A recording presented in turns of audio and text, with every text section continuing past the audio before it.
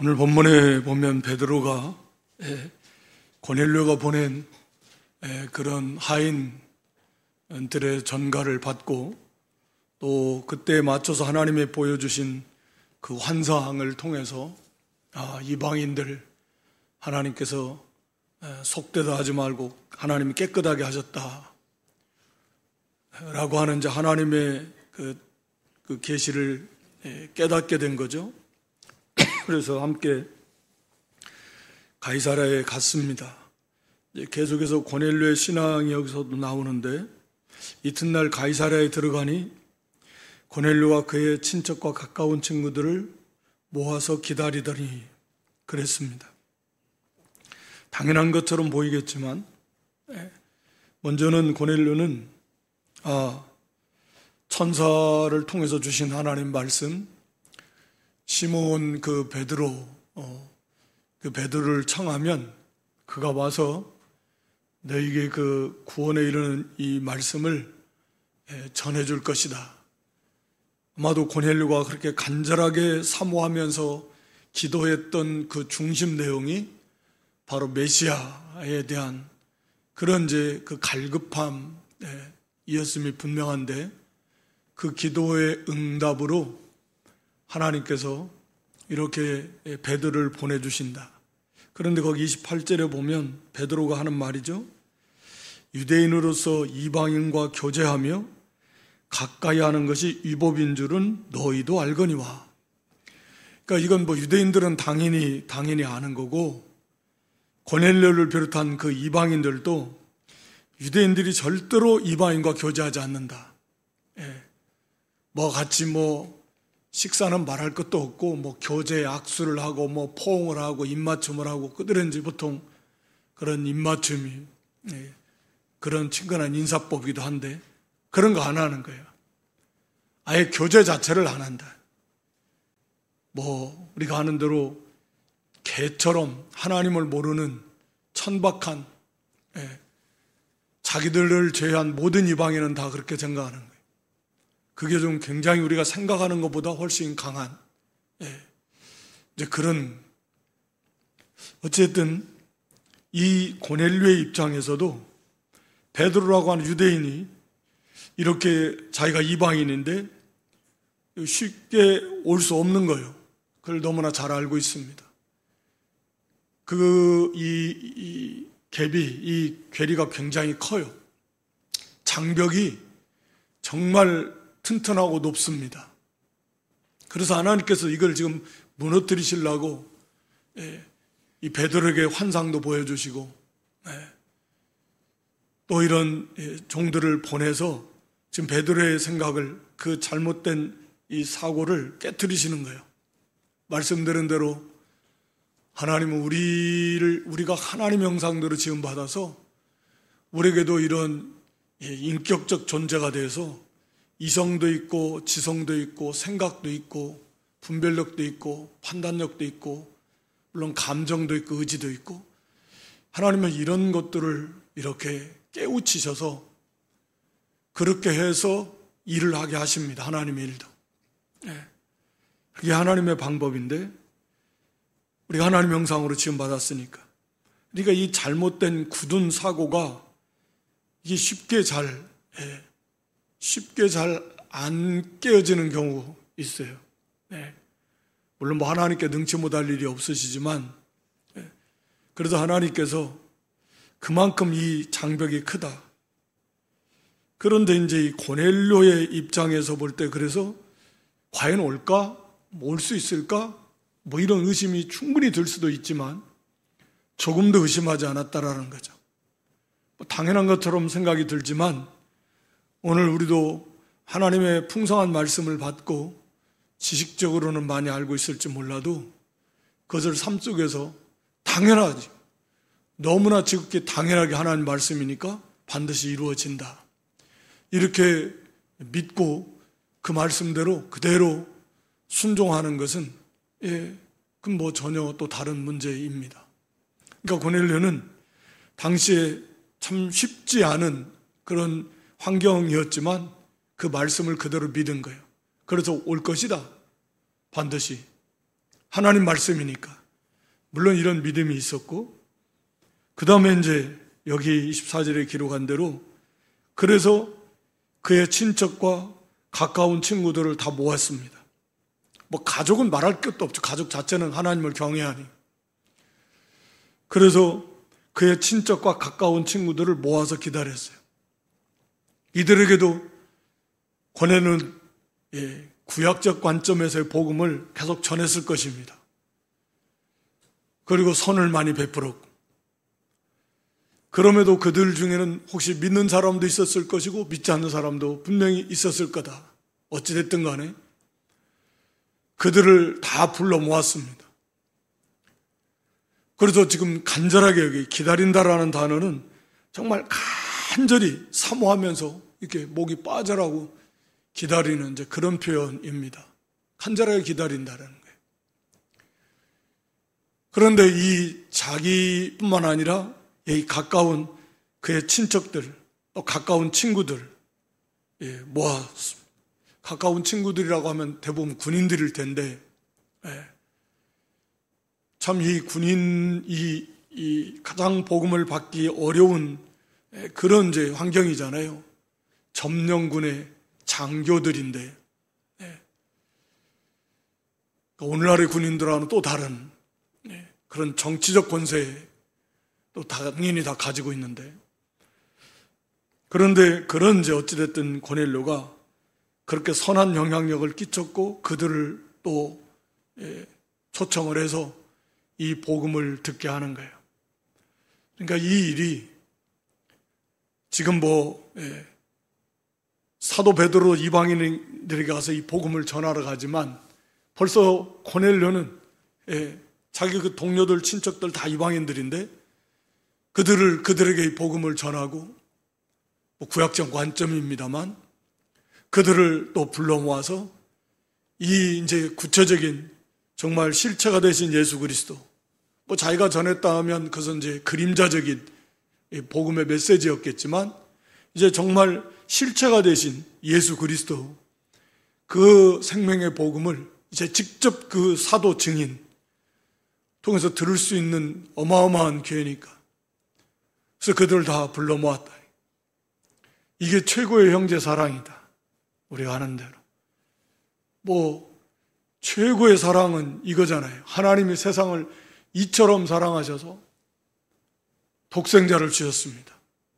그러니까 하나님의 사랑이 최고의 사랑이라는 표현이 맞는지는 모르겠어요. 하나님께서 최고의 사랑 말고 그런 거. 그러나 하나님께서 예를 들어서 천만물을 사랑으로 지으셨지만, 그러나 독생자를 주신 사랑은 정말 하나님의 그 최고의 하나님의 사랑의 최정점이라고 할 수 있죠. 물론 거기에는 당연히 독생자 하나님께서 사람이 되시는, 그러니까 하나님의 사랑, 성자 하나님 예수님의 사랑이 바로 이 복음의 핵심입니다. 하나님이 얼마나 우리를 사랑하시고 이 세상을 사랑하시고 이 땅에는 죄인들을 사랑하시는 것. 그래서 하나님의 독생자가 하나님께서 사람이 되어 오시는가, 예수님이 친히 오시고 피 흘려 몸짓겨 죽으시고, 이게 최고의 사랑이, 더 이상의 큰 사랑은 없습니다. 너무나 놀라운 사랑이에요. 근데 그렇다라고 하면 우리가 이 사랑의 세계로 형제를 인도하는 거예요. 또 그런 것이 그게 제일 힘든 것 같아요. 하나님이 허락하신 거예요. 주님은 그걸 이루시기 위한 사랑, 그 사랑을 나타내시는, 완성하시는 그 고난을 받으셨지만, 이 땅에 있는 이 성도들, 사도들을 비롯해서 이제 그 놀라운 하나님의 사랑을 전하고 그 세계로 인도하는 일, 이것도 우리가 겪을 수 있는 최고의 그런 고난 가운데 하나다. 그러니까 사탄이 제일 싫어하는 게 이거라 그랬잖아요. 자기 왕국에 있는 자기 백성을 사탄이 생각할 때 좀 뺏어가는 거 아니에요. 그리스도의 왕국으로, 빛의 세계로. 그건 자기 나라를 약화시키는 거, 이건 우리 사람 사이에서도 이거 참을 수 없는 일이에요. 자기 사람을 빼간다. 이건 견딜 수 없습니다. 사탄이 볼 때 이건 자기 백성인데 지금 자기 마음대로 조종하고 지금 자기와 함께 자기 혼자 가는 거 그러니까 불구도성으로 갈 건데 그걸 빼나간다. 견딜 수 없는 거예요. 하나님의 나라를 무너뜨리려고 하는 게 일생 소원인데 사탄은. 그런데 하나님 나라로 자꾸 빼앗아 가는 거. 그러니까 이 전도 복음 전하는 것이 그래서 힘든 거예요. 예. 사탄이 전심전력으로 사탄의 입장에서는 그걸 막는 거겠죠. 모든 환경을 다 동원해서 각자 우리의 마음과 생각에도 역사해서 할 수 있는 대로 이걸 막으려고 못하게 하는 거예요. 이게 제일 그래서 힘들어요. 고난도 우리가 사도들이 당한 고난이 다 이 복음 전하다 당하는 고난이에요. 순교자들이 여기서 많이 나온 거. 이 땅에도 그런 순교의 피가 뿌려지고 그렇게 해서 복음이 전해지고. 그러니까 하나님께서 독생자를 주시는 사랑, 우리 예수님께서 친히 사람이 되셔서 대속점을 되어지고 죽어주시는 그 정말 측량할 수 없는 그 사랑, 그 세계를 인도하는 우리에게 맡겨진 그 형제 사랑은 거기에 동참하는 사랑이다. 감히 거기에 우리가 비교할 수는 없겠지만 하나님께서 베풀으신 최고의 사랑이고 희생인데 사랑이 당연히 사랑하면 사랑의 수고니까 희생, 수고, 섬김. 그러니까 형제를 사랑해서 그 사랑에서 그를 인도하는 일이 우리에게 허락하신 그런 최고의 형제 사랑이고 또 거기에 또 최고의 고난도 거기에 있을 것이고 최고의 가치가 거기에 있고 그 과정 속에서 그것이 예수님을 온전히 닮아가는 그런 길이기도 하고 예수님이 가신 길이 하늘에서 사람이 돼서 이 땅에까지 오시고 십자가 지시러 가시는 길이 일생에 딱 간단하게 표현하면 하늘에서 하나님이 사람이 돼 이 땅에 오셔가지고 그리고 십자가 지시고 죽으셨다가 부활해서 하나님 나라로 가신 거잖아요. 간단하게 말씀드리면 그거거든요. 그러니까 우리도 예수님 따라가는 건 그런 거거든요. 그 예수님처럼 우리도 사람에게는 버림받았다. 그렇게 각오하고 날마다 예수님에게로 나가 예수님이 가신 길 우리도 이 복음을 들고 우리를 사랑해서 이 땅에까지 오시고 십자가 죽으심의 자리까지 가셨는데 성부 하나님은 그런 독생자를 내어주시기까지 하셨는데 그러니까 우리도 그 사랑에 감사하면서 참으로 원수 같은 사람일지라도 이렇게 복음을 전하기 위해서 힘을 쓰고 그를 위해서 당하는 고난이라고 하면 예수 그리스도의 고난에 동참하는 거니 다른 것도 다 비슷하지만 너무너무 감사해 여기고 그래서 그들을 죽기를 인도하고 그 고난이 오는 건 당연한 것이고 그래서 끝까지 그 길을 가는 것이다. 그래서 그 일을 인도하는 일을 하는 거예요. 여기 고넬료가 모아놓은 거예요. 모아놔요. 거기까지가 고넬료가 할 일이에요. 모아오기까지가 쉬운 게 아니잖아요. 오늘날에는 뭐예요? 바빠서 안 간다, 못 간다, 나 싫다, 하지만 어찌됐든 선을 베풀고 그 전도왕이라고 하는 사람 그때 가서 들어보니까 핵심은 그거더만요. 처음에는 복음도 잘 모르던 사람이 싼방 안 가리고 가서 교회로 데리고 가는 거. 거기까지 가를 일이에요. 자기는 복음 잘 모르고 깊이 없고 하니까 데려다 놔야지. 데려다 놓으면 이제 거기서 복음을 듣고 하나님이 하시는 복음을 전하는 것까지가 또 우리가 할 일이고 그 영혼을 중생시켜서 잘하게 하세요. 다 하나님께서 하시는 일이니까. 그러니까 고넬료가 모아놓는 거. 모아놓고 기다리고. 우리가 하는 일은 거예요. 가서 복음도 전하기도 하고. 어찌됐든 인도해서. 그게 우리가 할 일이다. 거기까지 하면 이제 복음이 들려지고 믿어지고 깨달아지는 것은 그건 하나님께서 하시는 일이고 우리가 할 수 있는 게 아니잖아요. 복음 전하는 것까지. 그리고 할 수 있으면 예배의 자리로 인도할 수 있는 것까지. 그래서 거기에서 참으로 하나님의 역사 가운데 그게 참으로 구원의 역사가 임하면 하나님 백성인 것이고, 그렇지 않은 사람은 결국은 떠나게 되겠지만 어쨌든 이것이 최고의 사랑이다.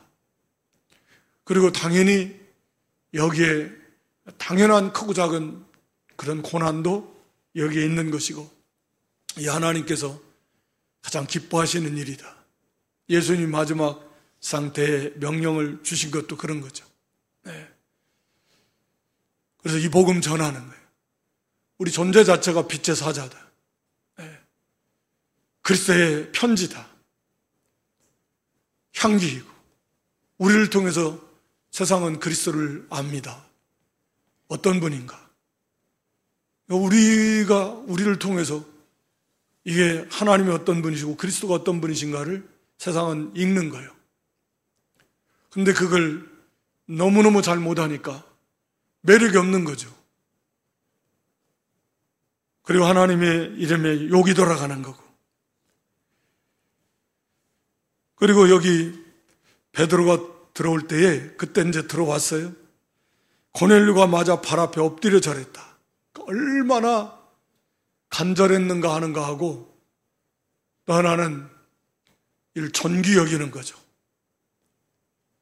베드로는 육신적으로 말하면 자기가 자기는 점령국의 군대 백부장이고, 이건 그 약소국가 자기가 점령당한 나라에, 그것도 어부 출신이에요, 어부. 같은 유대 사회에서조차 신분이 낮은 천민이단 말이에요. 자기는 점령국의 장교면 엘리트 아닙니까? 요즘에도 그렇지만 이제는 말할 필요도 없는 거예요. 출세, 정치적 출세의 길이에요. 백부장, 10부장, 50부장, 백부장이다. 1000부장. 그런 사람이 그냥 엎드려서 이거 마치 신에게 경배하는 것과 같은 엎드려 절하는. 그러니까 이 베드로를 어떻게 인식하고 있는가 하는 것이 여기서 나오는 거예요. 거기 뒤에 가서 보면 33절에 고넬료가 우리는 지금 다 하나님 앞에 있습니다 라고 이렇게 고넬료가 말하거든요. 그러니까 지금 인간적으로 보면 이런 행동이 나올 수가 없죠. 자기가 누굽니까? 저 사람은 누굽니까? 그러나 자기는 지금 믿음의 관점에서 하나님이 보내신 하나님의 말씀을 대언할 하나님의 사자다. 그러니까 지금 그 하나님 앞에서의 마치 하나님을 뵙듯이 하나님이 지금 보내신 그 사자, 그리스도의 사자다. 사도다. 거기에 이 고넬료는 엎드려 경배할 만큼 그런 그 고넬료의 모습, 그 행위가 물론 고넬료가 이걸 신격화하려고 했던 것은 아니겠지만 꼭 바람직한 것은 아니라고 할 수도 있고요. 그러나 그 중심은 그만큼 존귀 여긴다. 그 사람을 보는 게 아니거든요. 인간적인 면을 본다면 그럴 수가 없습니다. 그래서 어떻게 이런 그런 좋은 믿음이, 아직 이게 고넬료의 믿음이, 전 개인적으로 구약적 관점에서 볼 때 고넬료는 구원을 받았다고 생각을 하지만 어찌됐든 간에 이 고넬료가 이 베드로 앞에서 이런 모습, 그만큼 갈급하기도 했고, 그렇게 우리는 너무나 이 인간적인 잣대로 사람들을 평가합니다. 교회 안에서도 그렇고. 그래서 이게 그러니까 그게 뭐냐면, 이게 이제 육신 중심의 사고가 강하다. 그걸 완전히 벗는 자리까지 가면 너무 좋겠지만, 그것을 우리가 이기면서 항상 믿음의 관점에서 생각하고 바라보고 분별하고, 근데 이게 이제 너무 안 되는 거예요. 지식적인 수준이지만 실제적으로 그게 그런 인격화되지 않았기 때문에, 만들어지지 않았기 때문에 이게 자꾸 인간적인 잣대로 생각하고 분별하고 판단하고, 그래서 그로 인해서 또 많은 문제들이 발생하기도 하고, 그런 것입니다. 그래서 여기 우리가 데살로니가 전서 5장 12, 13절에도 보면 사도 베드로도 말씀을 가르치는 자, 디모데서에서도 베나도 존귀 여기라 그랬는데, 여기에서도 사도 바울은 그렇게 표현하고 있는 거예요. 그들의 역사로, 그러니까 주 안에서 너희를 다스리고 권하는 자를 너희가 알고 그들의 역사, 그러니까 그들이 하는 일, 그들의 직분, 그것으로 말미암아서 가장 귀히 여겨야 된다. 물론 모든 형제 사람들이 우리가 예수님을 닮아가도록 힘을 써야 됩니다. 거룩하고 흠이 없는 존재로, 그건 각자에게 누구도 예외 없이 전심전력에서 다름박질해야 될 모습이기도 하고, 그럼에도 불구하고 우리가 각자에게 다 연약한 부분이 있지만 우리가 성도를 바라볼 때도 항상 그리스도께서 저 형제를, 나만이 아니라 저 형제를 위해서 구원하시려고 피 흘려 몸찢겨 죽으시고, 그렇게 해서 구원하고, 지금도 저 형제를 위해서 그리스도께서 하늘보좌 우편에서 기도하고 계시는 성삼위일체 하나님의 모든 관심, 사랑, 이 저 형제에게 다 쏟아지고 있다. 모든 성도에게 다 그런 거잖아요. 그래서 존귀 여기라는 거잖아요. 형제를 존귀 여겨라. 또 하나님이 맡겨진 직분들이, 우리가 고린도전서 12장에 보면 그 은사 문제 가지고 고린도 교회가 시끄러워서 어떤 은사가 더 크냐, 다시 말하면 어떤 직분이 더 크고 어떤 은사가 더 크냐, 서로 자랑하고 뽐내고, 한번 내가 크다 그 말에, 한번 내가 더 잘났다 그 말이거든요. 은사 가지고 서로 이 은사가 크다, 저 은사가 크다, 이런 거. 그러니까 어린아이예요. 너무 유치한 거죠. 그 은사를 주신 분이 한 분 성령이시고, 그 은사를 가지고 섬길 때 그 은사를 통해서 섬김을 받으시는 분이 한 분 하나님이시고, 그 은사 가운데 은사를 주시고 은사 가운데 함께 하시고 역사하시는 분도 한 분 주님이시고, 그러니까 그것을 무시한다는 건 바로 성삼위일체 하나님을 무시하는 거나 똑같은 건데, 어리석고 무지하고 어려서, 그래서 서로 네 은사가 크냐 내 은사가 크냐, 어떤 게 더 은사가 더 귀하냐, 이거 가지고 자랑하고 뽐내고 상대방 무시하고 그랬거든요. 그러니까 너무너무 인간 중심이에요. 그러니까 바르게 형제를, 어떤 일도 마찬가지지만 하나님의 맡겨진 직분이고 그게 귀하다. 너무너무 귀하다. 다. 또 말씀을 가르치는 일도 그건 말할 필요도 없이 너무 중요하다. 그러니까 그것 때문에 귀히 여기고 사랑하고. 왜냐하면 그래야 본인도 은혜를 받아요. 그게 막혀있으면 절대 은혜를 못 받아요. 스가랴서에서 나온 그 환상 가운데 그 기름이 막혀있는데, 기름이 은혜가 흘러가겠습니까?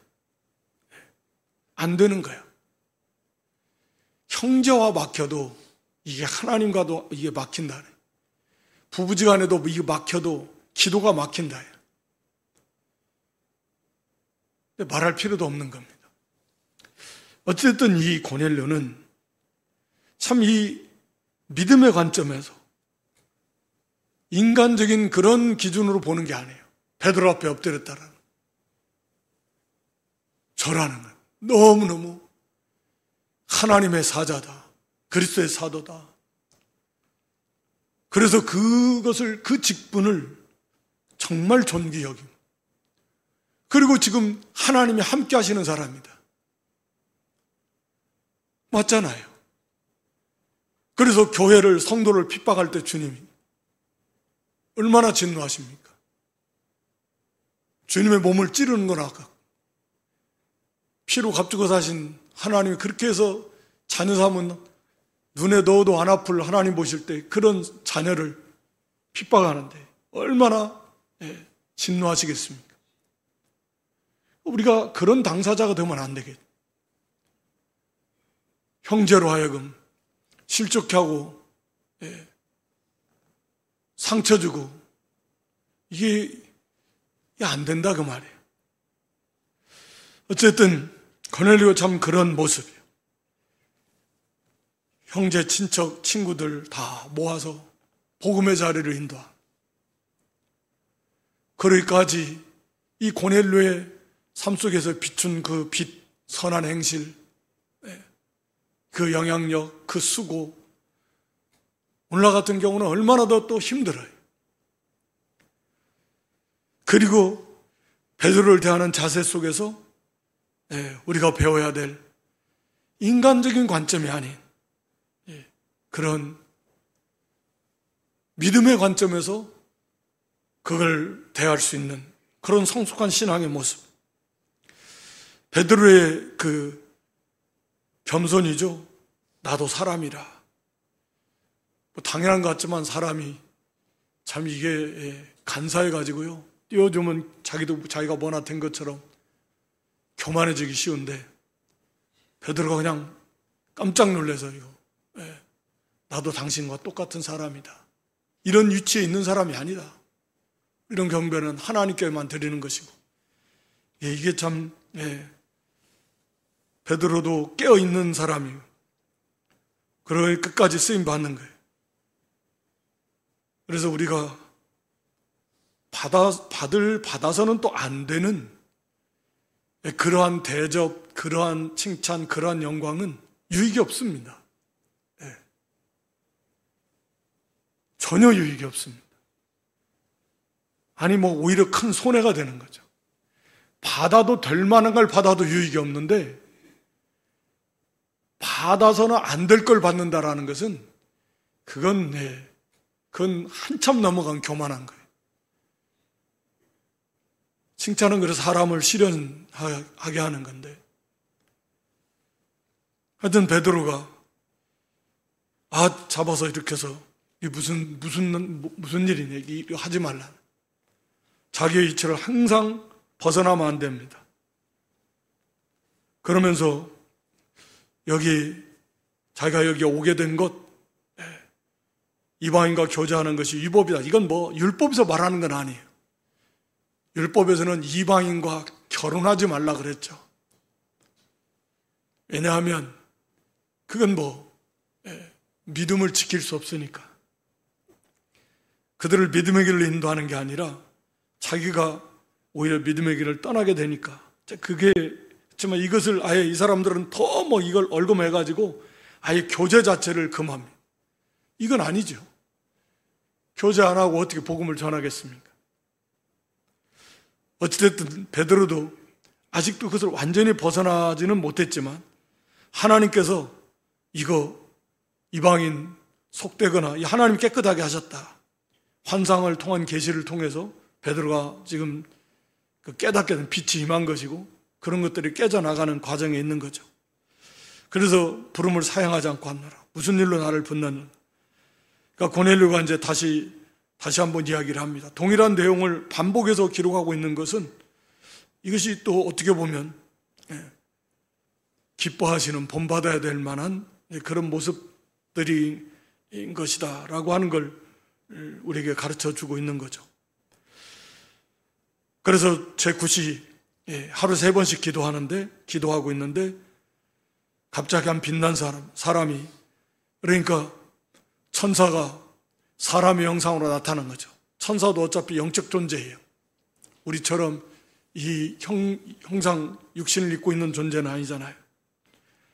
그래서 빛난 옷을 입고 내 앞에 서서 이렇게 하나님의 말씀을 전했습니다. 하나님 네 기도를 들으셨다.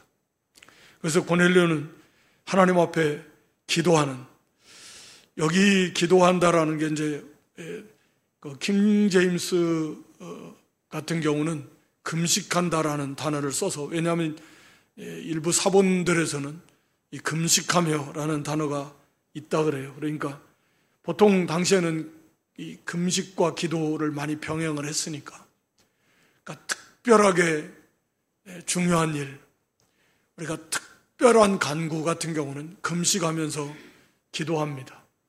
그게 성경적이고요. 그만큼 간절하고요. 그만큼 자기를 부인하는 거고요. 그만큼 고통을 감수하면서 그만큼 하나님의 도우심을 간절히 구하는 것이기 때문에 이 금식하는 기도가 때로는 필요합니다. 우리 예수님께서도 신랑을 잃어버린 때는, 그때는 이제 금식하면서 기도할 필요가 있다. 주님과 너무 멀어졌다. 그러나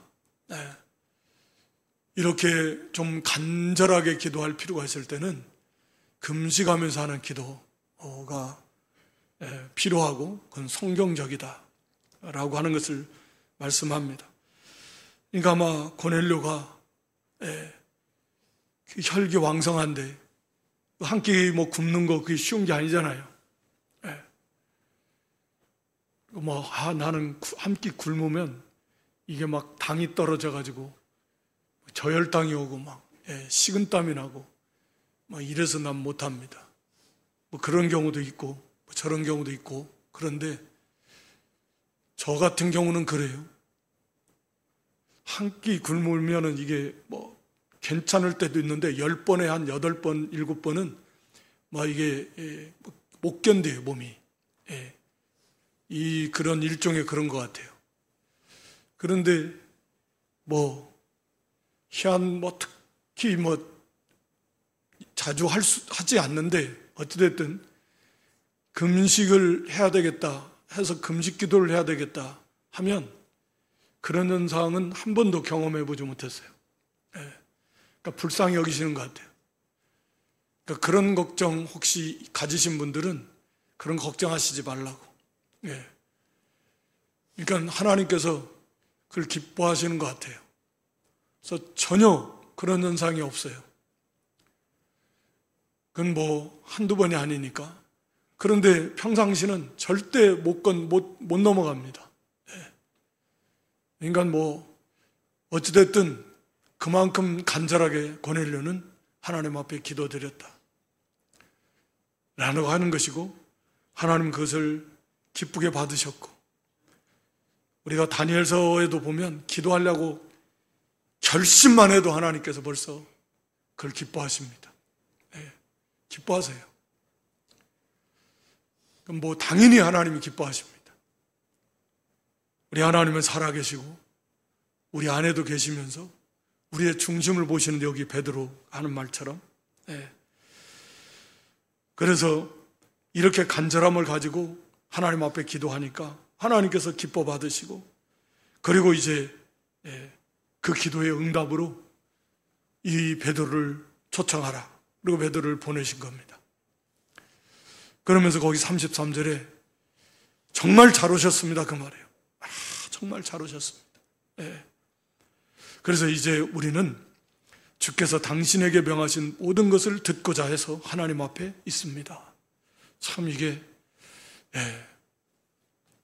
우리가 흔히 코람데오 하나님 앞에서 이런 표현을 많이 쓰는데, 우리는 하나님 앞에 있습니다. 그러니까 지금 베드로를 대하는 자세가 인간 베드로가 아니에요. 하나님이 지금 당신과 함께 하시고 지금 당신을 통해서 주시는 말씀은 곧 하나님의 말씀입니다. 그래서 나는 하나님 앞에 있습니다. 지금 당신이 주시는 말씀, 하나님이 나에게 이 시간 나에게 주시는 말씀입니다. 이게 지금 우리도 이렇게 말은 할 수 있지만 그 중심과 이게 성경으로 이렇게 기록했다는 것은 성령의 감동 속에서 이 중심이 바로 그런 중심이고 인정을 해주신, 우리가 잘 아는 살전 2장 13절에도 데살로니가 교회 성도들도 사도 바울을 통해서 혹은 다른 사도들을 통해서 말씀을 받았죠. 말씀드리지만 지금은 우리가 기록이 성경이 완성됐지만 당시에는 지금 그게 기록이 되어져 가고 있는 과정입니다. 그런데도 그게 하나님의 말씀을 이 성경 이들을 통해서 받을 때 하나님의 말씀으로 받았다. 사람의 말이 아니라. 이 하나님의 놀라운 은혜예요. 그러니까 그 말씀을 믿는 자 속에서 역사하는 것입니다. 하나님의 말씀으로 받으니까. 하나님의 말씀이니까. 하나님이 나에게 주시는 말씀이니까. 그러니까 그 믿음, 그 말씀을 벌써 하나님 말씀으로 받는다는 게 하나님 말씀이니까 그대로 믿는다는 그 말씀이 하나님 말씀이고 이 말씀이 내로 이어줄 줄 믿습니다. 벌써 하나님의 말씀으로 받을 때 그런 중심과 믿음으로 사모함으로 받으니까 그 말씀이 그 사람 속에 믿는 자 속에서 믿음으로 받는 것이고 역사가 나타나는 거예요. 위로가 되고 깨달아지기도 하고 힘이 되고 책망도 되고 거기서 용기도 얻고 각오하고 결단도 하고. 그러니까 하나님의 말씀으로 받을 때에 역사가 나타납니다. 이 말씀이 너희 믿는 자 가운데 역사예요. 왜? 말씀 가지고 성령 하나님이 역사하시니까.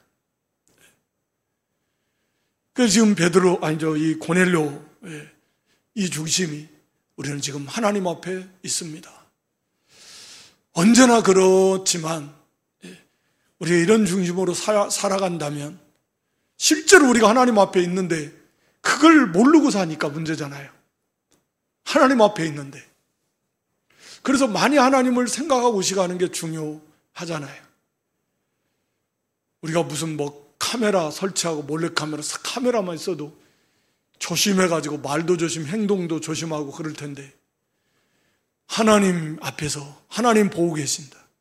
아니, 하나님 내 안에 계신다. 이런 확실한 의식만 가지고 있다면 우리가 얼마나 경건하게 살겠습니까? 그 속에서 뭔 두려움이 있겠습니까? 하나님이 나와 함께 하시고 나를 보고 계시고 나와 함께 하시는데 지켜보고 계시는데 부정적인 의미나 긍정적인 의미나 모든 면에서 이게 얼마나 큰 유익이 있겠습니까? 사실이고요. 우리가 그런 인식이 없이 사니까 그러니까 영적으로 깨어있지 못하니까 한마디로 말하면 이게 문제인 겁니다. 그래서 이제 베드로가 참 과연 하나님은 외모를 보시는 분이 아니시구나. 그 사람의 신분, 그 사람의 환경, 그 사람의 이 세상적 위치, 나라, 국가, 남녀노소, 빈부귀천, 요무식, 모든 것, 그런 거 아무 상관없습니다. 하나님 보실 때 그런 것이 무슨 의미가 있겠습니까, 사실은. 하나님은 그 중심을 보신다. 이건 물론 여기 고넬료가 이래서 구원받았다라는 말은 아닙니다.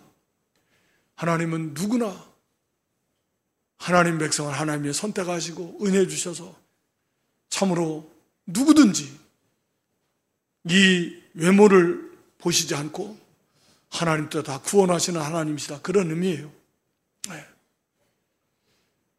오늘 저녁에 우리가 동일한 하나님을 섬기고 당시 고넬료는 우리보다도 훨씬 모르는 이 복음에 대해서 그림자적으로 알았고 예수님을 이 복음을 받은 뒤로도 마찬가지 모르겠습니다. 사도 요한이 요한계시로 한 대까지 살았는지 어쨌는지는 잘 모르겠지만 완성된 계시를 받지는 못했을 건데 우리처럼 성경을. 그럼에도 이 고넬료는 우리가 정말 본받고 싶은 그러한 믿음, 그래서 이렇게 기록을 해놓고 우리에게 도전으로 주시는 거예요. 당시 고넬료 입장에서 구약의 성도들처럼 이방인이고 그리고 군대 백부장이고 그런 사람이 이렇게 경건하게 이 복음을 들고서 이렇게 하나님을 기쁘시게 섬기며 전심전력으로 금식하면서 기도할 만큼 사모하고 그 형제들, 동료, 군인들, 친척들에게 빛을 비추고 그들을 주 앞으로 인도해내고 그 베드로에게 그 사회적, 인간적 기준으로 보면 절대 그럴 수 없지만 믿음의 관점에서 그 베드로를 막 엎드려서 절하면서 베드로를 영접할 만큼 그런 믿음의 사람, 우리도 좀 그런 고넬료처럼 우리도 하나님을 그렇게 경외하며 특히 이 복음의 자리로 인도하는 일, 복음 전하는 일, 전도하는 일, 우리가 정말 그들이 주 앞으로 나오지 않는다면 갈 곳은 딱 한 군데밖에 없잖아요. 영원한 지옥 불못 속으로 가는 건데 그거보다 더 급하고 중요한 일이 어디 있습니까? 우리가 정말 좀 그런 영혼들을 불쌍히 여기는 마음 가지고 우리 주님은 이 땅에 오시기까지, 사람이 되시기까지, 십자가에 주시기까지, 사도들도 그 복음 들고 목숨 바치면서까지 복음 전해서 이렇게 우리를 구원의 길 인도하셨는데, 우리도 좀 비슷한 만분의 일, 천만분의 일이라도 좀 고난 각오하면서 그 영혼들을 주께로 인도해내는 이 일에 좀이라도 힘써 동참하고, 또 이를 위해서 우리가 기도하고, 또 이렇게 하나님을 기쁘시게 하는 그런 믿음이 될 수 있기를 주님의 이름으로 축원합니다.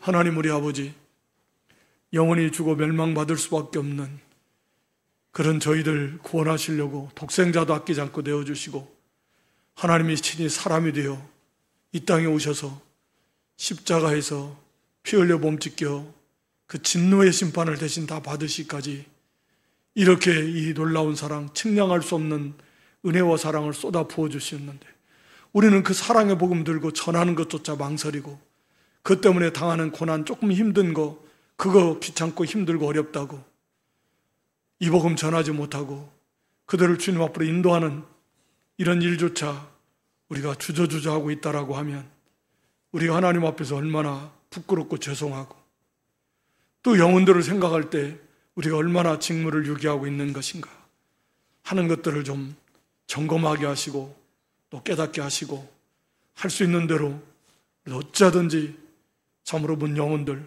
우리 가까운 그런 동료 또 친척 이웃들부터 이렇게 주님 앞으로 인도해내는 이 막중한 사역을 좀 전심전력에서 감당해낼 저희의 믿음들이 되게 해주시고, 우리도 고넬료처럼 정말 전심전력에서 깨어 기도하며 혹은 금식하면서 부르짖으며 언제나 하나님 앞에서의 의식을 가지고 경건한 삶을 살아가는 저희들이 될 수 있도록 하나님 인도해 주시옵소서. 예수님의 이름으로 기도드리옵나이다. 아멘.